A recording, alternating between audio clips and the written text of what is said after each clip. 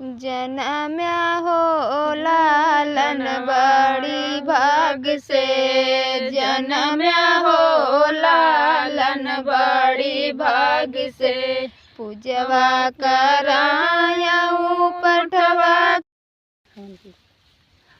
दोस्तों 2 लाइन हवन गीत है, कैसे लगे कमेंट में ज़रूर बताना। लाइक शेयर सब्सक्राइब कर देना चैनल। गैया कई घिया नया में कैला कड़ी, पंडित हवन करावा वो हमारे यहाँ। झगड़लू भौजैया तोहार, बताओ पिया कैसे रही। झगड़लू भौजैया तोहार, बतावा पिया कैसे रही। सजवा सब